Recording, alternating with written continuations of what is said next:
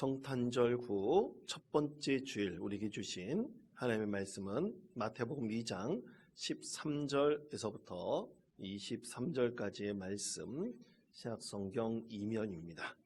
이 말씀을 저와 함께 교독하겠습니다. 제가 먼저 읽겠습니다. 그들이 떠난 후에 주의 사자가 요셉에게 현몽하여 이르되 헤롯이 아기를 찾아 죽이려 하니 일어나 아기와 그의 어머니를 데리고 애굽으로 피하여 내가 내게 이르기까지 거기 있으라 하시니 일어나서 밤에 아기와 그의 어머니를 데리고 떠나가 헤롯이 죽기까지 거기 있었으니 이는 주께서 선지자를 통하여 말씀하신 바 애굽으로부터 내 아들을 불렀다 함을 이루려 하심이라. 이에 헤롯이 백성이 속은 줄 알고 심히 노하여 사람을 보내어 베들레헴과 그 모든 지경 아래 있는 산의 아이를 박사들에게 자세히 알아보 기준으로 하여 2살부터 그 아래로 다 죽이니 이에 선지자 예레미야를 통하여 말씀하신 바 라마에서 슬퍼하며 크게 통곡하는 소리가 들리니 그 자식을 위하여 애곡하는 것이라. 그가 자식이 없으므로 위로받기를 거절하도다 함이 이루어졌느니라. 헤롯이 죽은 후에 주의 사자가 애굽에서 요셉에게 현몽하여 이르되 일어나 아기와 그의 어머니를 데리고 이스라엘 땅으로 가라. 아기의 목숨을 찾던 자들이 죽었느니라 하시니 요셉이 일어나 아기와 그의 어머니를 데리고 이스라엘 땅으로 들어가니라. 아킬라와 그의 아버지 헤롯을 이어 임금됨을 듣고 거기로 가기를 무서워하더니 꿈에 지시하심을 받아 갈릴리 지방으로 가다가 23절 다 같이 읽겠습니다. 나사렛이란 동네에 가서 사니 이는 선지자로 하신 말씀에 나사렛 사람이라 칭하리라 하심을 이루려 함이로라. 아멘. 2025년에 보았던 영화 중에서 아주 재밌는 영화가 하나 있었는데요. 그것은 승부라는 영화였습니다. 보신 분도 계실 것입니다. 이 영화는 우리나라 최고의 바둑기사인 이 조은현 구단과 또 그의 네 제자, 이 네 제자라 그러면 집안에 들여가지고 자기 자식처럼 키운 제자라는 뜻이거든요. 네 제자를 키운 이창호 구단과의 승부 싸움을 그린 아주 흥미있고 재미있는 그런 영화였습니다. 여러분, 이 영화에서 보면 조은현 구단은 어린 학생이었던 이창호를 보자마자 앞으로 대성할 그런 제목이라는 것을 단번에 알아보았습니다. 그래서 자기 집안에 들어가지고 네 제자로 키우면서 바둑의 처음부터 끝까지를 아주 자세하게 아주 사랑하는 자식처럼 이렇게 바둑을 가르칩니다. 이때 이 조은현 구단과 이창호는 굉장히 바둑 두는 스타일이 달랐어요. 어떻게 보면 조은현 구단은 굉장히 날카롭고 공격적인 바둑을 두었지만 이창호는 어린 나이에도 불구하고 굉장히 느슨하고 또 묵직한 그런 바둑을 두었다는 평이 있었습니다. 그 안에서 이 조은현 구단이 바둑을 두고 또 그리고 이창호도 계속해서 바둑을 배우는데 이창호는 하루에 수십 번씩 바둑을 두면서 복기를 했습니다. 특히 시합이 끝나고 나면 그 바둑을 처음부터 끝까지 하나 둘씩 계속해서 수십 번씩 수를 생각하면서 복기를 했습니다. 특히 스승과 바둑을 두고 난 다음에도 계속해서 복기를 했습니다.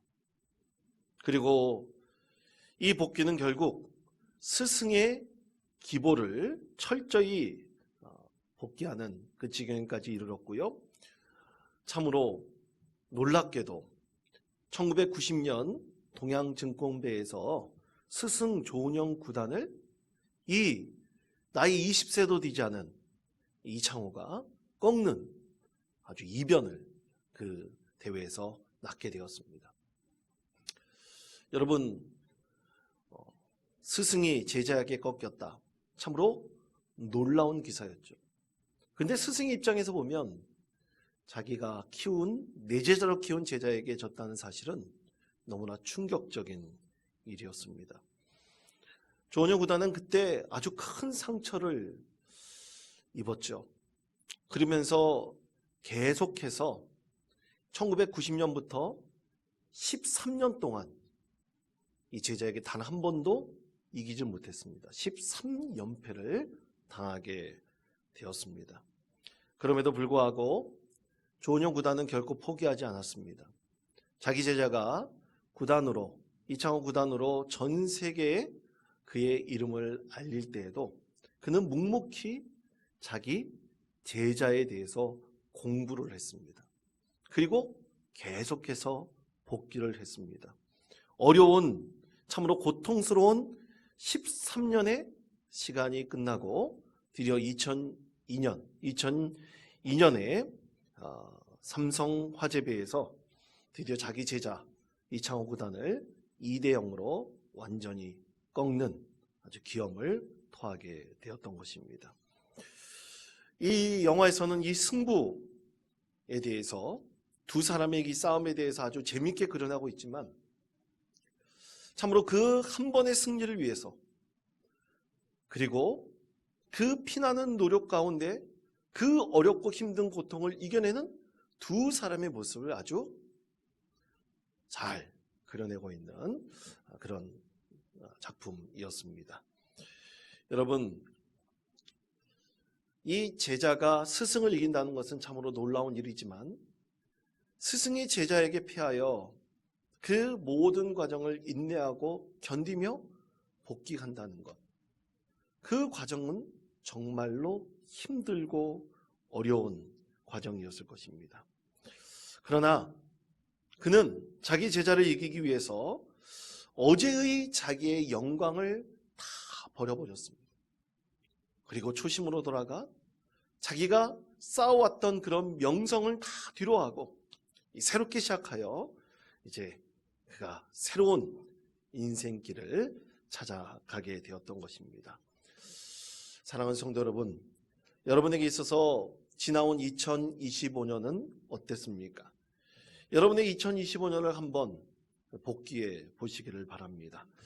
2025년에 혹시 우리는 영광의 자리에 있었습니까? 아니면 내가 열심히 노력하여 어떤 노력을, 어떤 목적을 이루려고 했지만 그것을 이루지 못한, 그리고 실패한 자리에 있었습니까? 여러분, 우리 사람이 자신이 지나온 영광의 자리를 되돌이켜보면서 나는 이렇지, 난 이런 자리에 올라갔지 라고 생각하고 돌이켜보는 것은 너무나 흥미롭고 너무나 재미있을 것입니다. 흥분될 것입니다. 그러나 자기가 하지 못했던 것, 실패했던 것을 돌이켜본다는 것은 너무나 힘들고 어려운 것입니다. 예전에 신대원 시험에 떨어지고 난 다음에 너무나 상심한 적이 있었습니다. 저는 그때는 분명히 합격할 것이라고 생각을 했어요. 그만큼 노력했으면, 그만큼 공부했으면 반드시 합격할 것이다 생각을 했지만 아니라 다를까 그냥 떨어지게 되었습니다. 얼마나 상심했을지 모릅니다. 그러나 그때 저는 그 상심한 마음을 가지고 영성 훈련에 들어가 그래서 회복의 은혜를 경험하게 되었고요. 그리고 제가 왜 떨어졌는지 그걸 다시 한번 돌이켜보기, 바둑으로 보면 복귀하기 시작했습니다. 그러면서 그 과정에서 참 어려운 점들을, 그리고 내가 하지 못했던 것들을 발견하게 되었고요. 그리고 나중에 합격의 은혜를 하나님께서 저에게 허락해 주셨습니다. 여러분에게 중요한 것은 영광의 자리를 돌이키는 것보다 내가 이루지 못한 것, 그리고 실패한 것을 돌이켜보는 것입니다. 용기를 가지고 돌이켜보는 것입니다. 2025년에 내가 이루지 못했던 인생의 지도, 내가 지나왔던 인생의 지도가 과연 어땠는지를 한번 돌이켜본다면 우리는 그 가운데서 하나님께서 나와 얼마나 함께 하셨으며 나에게 은혜를 베푸셨다는 사실을 분명히 깨닫게 될 수 있을 것입니다. 혹자가 나는 이렇게 성공했어, 나는 이렇게 목적을 이루었어, 누군가 성공의 방정식을 얘기한다고 한다면 여러분 그것만큼 허황된 얘기, 그리고 헛된 말도 없을 것입니다. 왜냐하면 여러분 우리 시간을 돌이켜보면 다 사람들은 자기 자신이 그렇게 했다, 자기가 무언것을 이루었다라고 사실 착각을 합니다. 그러나 자세히 우리가 지나온 인생 지도를 돌이켜보면요, 우연히 이루어진 것들도 있고 내가 전혀 바라지 않은 희한한 방법으로 누군가의 도움으로 이루어진 것을 우리가 분명히 깨닫게 됩니다. 그때 우린 믿음의 사람으로서 하나님께서 나를 도와주시고 나의 삶을 인도해 주시며 나에게 힘과 능력이 되어 주셨다는 사실을 우리는 분명히 알 수 있게 될 것입니다.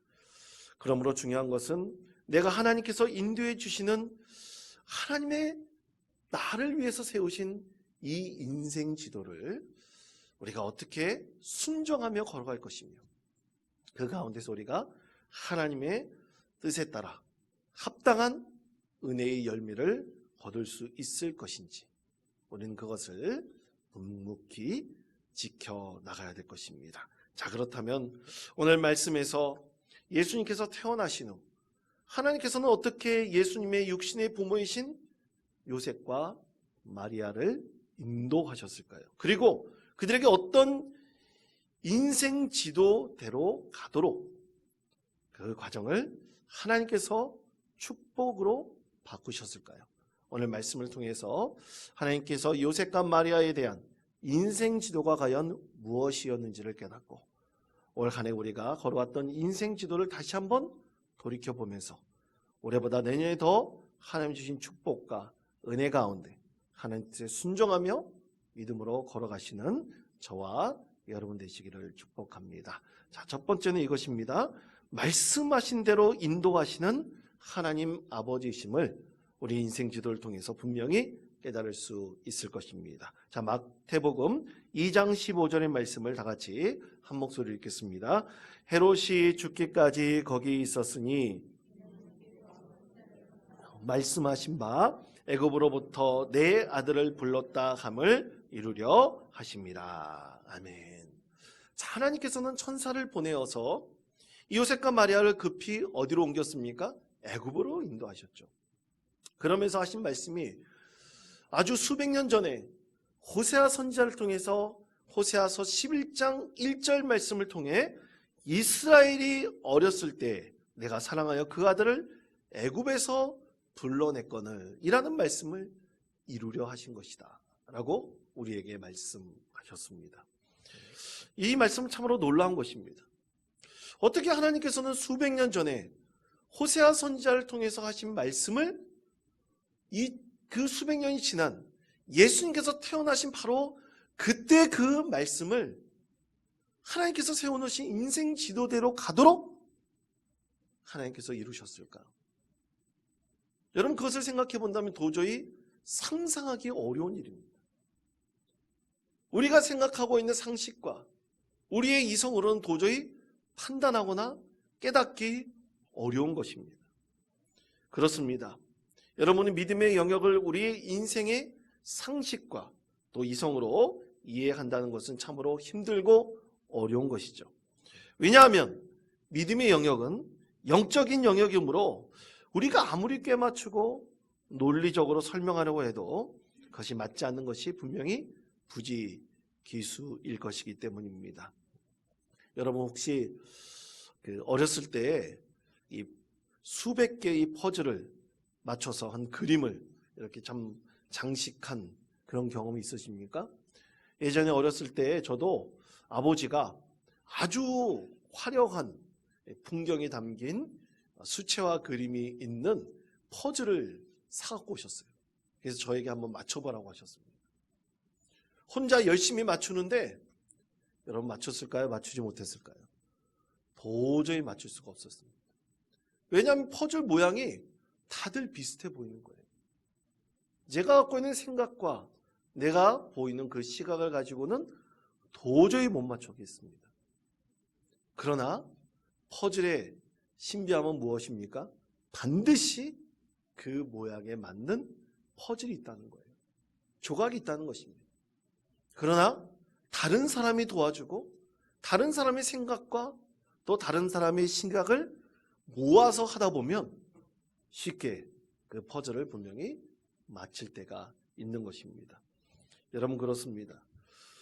우리는 누구의 도움과 또 누구와의 함께함을 통해서 우리 인생에 조각된 그 퍼즐들을 잘 맞춰갈 때가 훨씬 많습니다.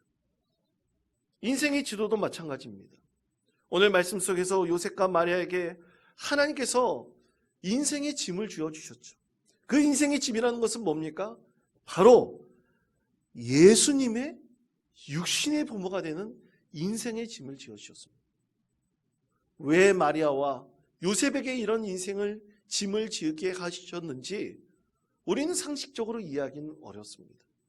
그러나 하나님 보시기에 하나님께서 그려진 인생 지도대로 본다면 요셉과 마리아는 그것을 충분히 감당할 믿음의 소유자였기 때문에 하나님께서 그에게 이런 인생의 짐을 맡기게 하셨던 것이죠.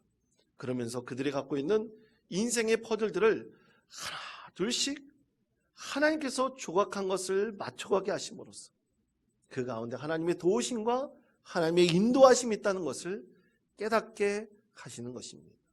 그래서 하나님의 말씀대로 이어진다는 것을 요셉과 마리아를 통해서 분명히 알게 하셨던 것입니다. 사랑하는 성도 여러분, 하나님께서는 우리 각자에 대한 분명한 인생의 지도를 가지고 계십니다. 그러나 우리가 그것을 잘 모를 뿐이죠.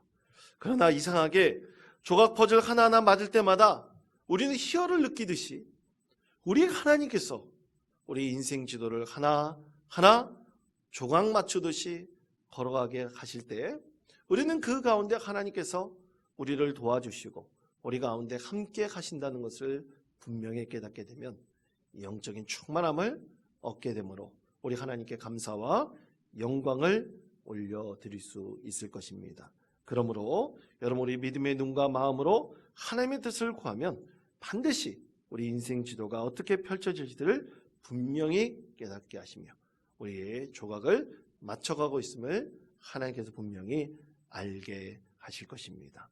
이렇게 하나님의 말씀대로 인도하신다는 사실을 여러분 깊이 깨닫고 올해를 지나 내년에도 하나님의 은혜 가운데 하나님의 인도하신 대로 늘 하나님의 뜻에 순종할 수 있는 믿음의 성도 되시기를 간절히 축원드립니다. 두 번째는 이것입니다.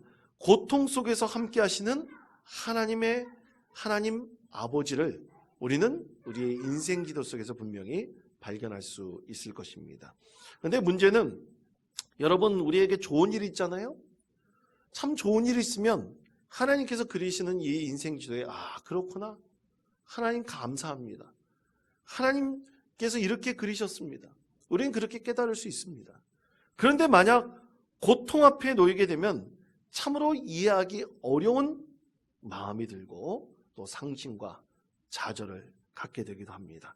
하나님께서 오늘 우리에게 이렇게 말씀하셨습니다. 마태복음 2장 17절에서부터 18절까지 말씀 다 같이 한 목소리 읽겠습니다. 이에 선지자 예레미야를 통하여 말씀하신 바 라마에서 슬퍼하며 크게 통곡하는 소리가 들리니 위하여 애곡하는 것이라. 그가 자식이 없으므로 위로받기를 거절하였도다 함이 이루어졌느니라. 아멘. 자, 수백 년 전에 베들레헴에서 이런 통곡의 소리가 있을 것이다, 하나님께서 라마에서 슬퍼하는 소리가 있을 것이다 말씀하셨다고 했습니다. 예레미야 선지자를 통해서 말씀하셨다고 했습니다. 그런데 예수님께서 태어나실 때 이런 통곡의 고통이 있을 것이라는 것을 과연 누가 감히 상상할 수나 있었겠습니까? 만약 예수님께서 베들레헴에 태어나지 않으셨다면 여러분, 그런 일이 베들레헴에 일어났겠습니까? 2세 이하의 사내 아이들이 죽는 그 고통스러운 일이 과연 일어났겠습니까? 왜 하필이면 베들레헴인지, 또 시간적으로 따져본다면 왜 지금으로부터 2025년 전에 그런 일이 일어났는지 우리 생각해본다면 도저히 이해하기 어려운 일들로 가득 차 있을 것입니다. 우리가 그것을 이해하는 것, 우리가 이 세상을 다할 때까지 이해하지 못할 수도 있습니다.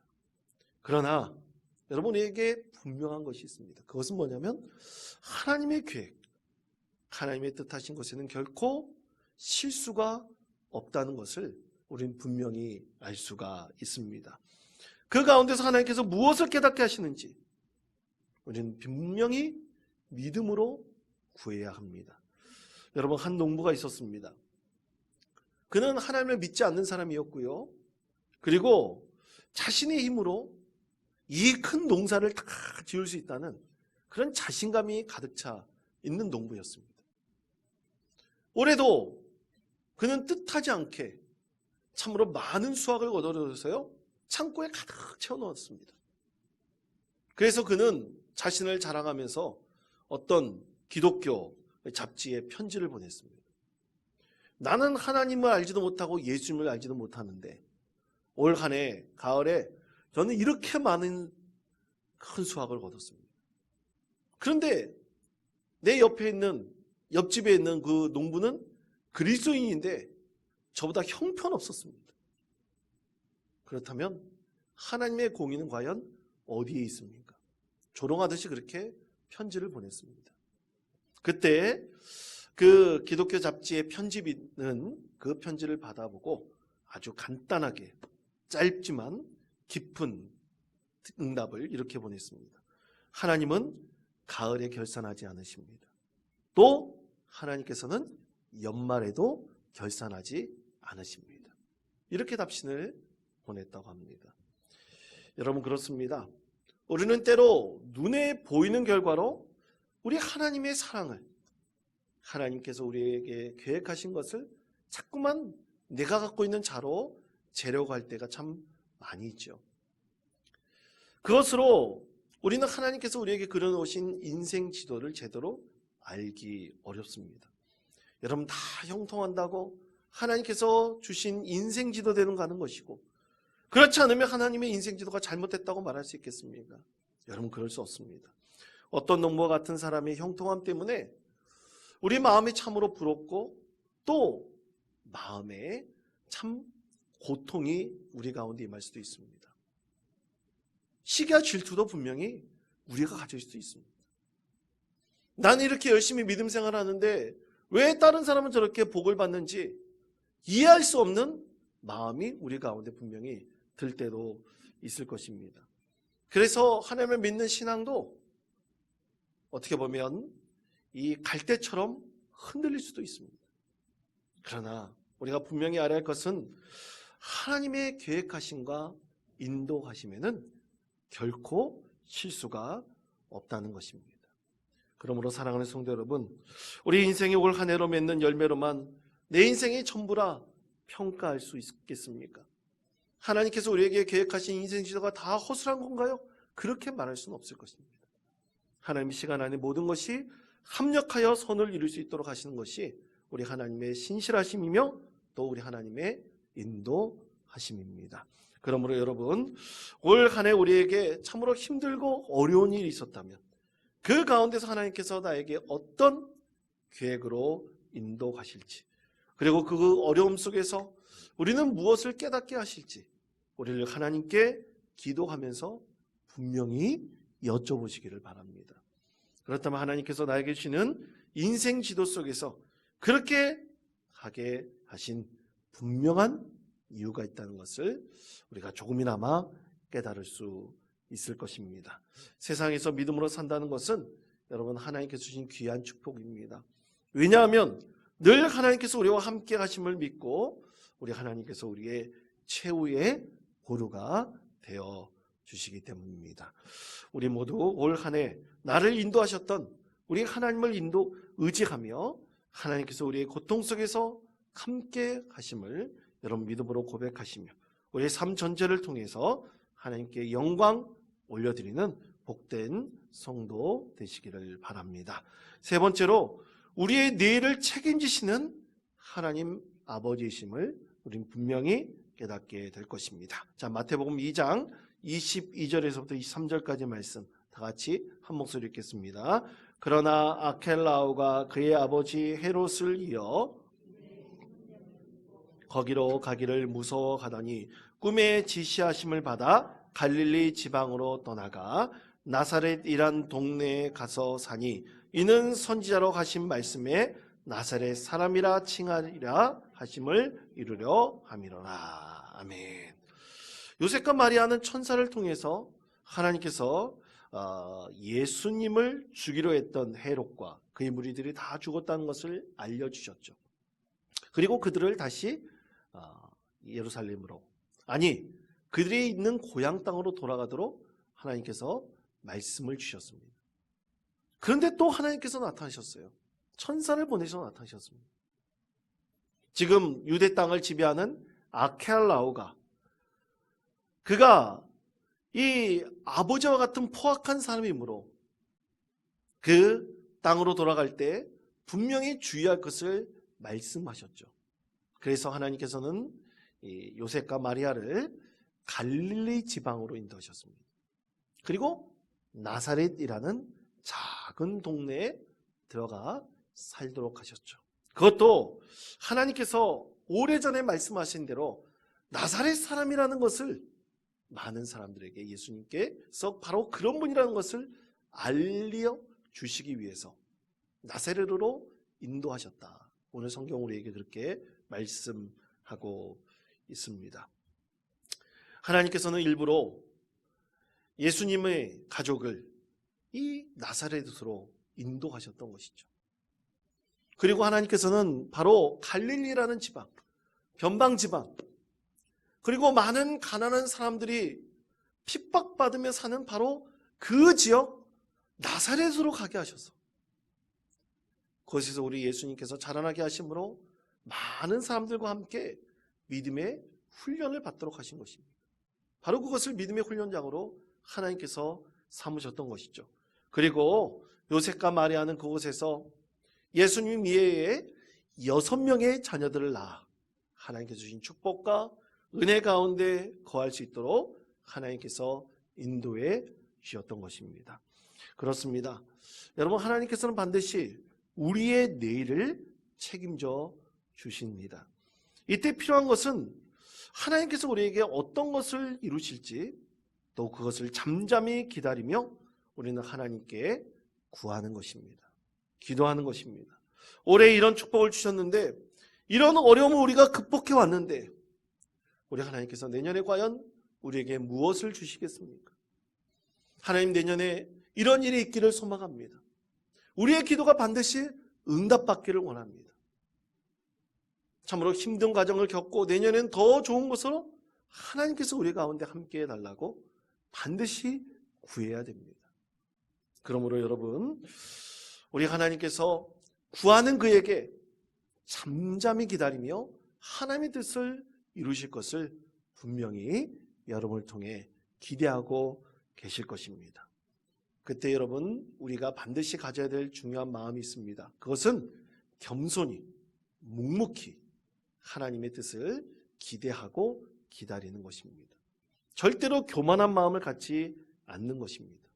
혹시 올해 나의 욕망대로, 나의 바람대로 이루어졌다 하더라도 결코 실족하지 않는 것입니다.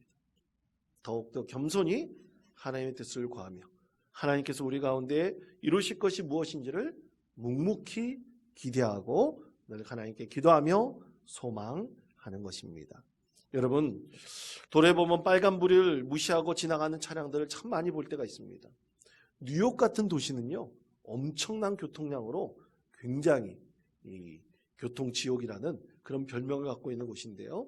그런데도 불구하고 그 뉴욕이라는 도시는 한 해에 평균, 그 하루에 평균 100만 대 이상의 차량들이 신호를 어긴다고 합니다. 1년도 아니고 하루에 100만 대 이상의 차량이래요. 여러분, 과연 이것이 뉴욕시만의 문제겠습니까? 우리가 갖고 있는 삶의 자리에서도 이런 빨간 신호가 있고 파란 신호가 있을 텐데 우리는 종종 인생에 보이는 이 신호등을 어기고 있는 것은 아닙니까? 우리 하나님께서 빨간불을 켤 때는 반드시 멈춰야 될 것이고 또 파란불을 켤 때는 반드시 출발하고 하나님 뜻에 겸손히 순종해야 될 믿음의 자녀가 되어야 할 것입니다. 그러기 위해서 우리 하나님께서 우리를 위해서 그려놓으신 인생 지도는 우리에게 최고의 축복과 은혜를 이루도록 우리를 인도할 것입니다. 이런 믿음을 가지고 사랑하는 우리 원통교회 성도 여러분, 2025년을 잘 마무리하시며 2025년을 맞이할 수 있는 저와 여러분 되시기를 축복합니다. 그리고 우리가 지나온 시간을 잘 복귀해 보십시오. 힘들지만, 참으로 돌이켜보기는 어렵지만 한번 해봅시다.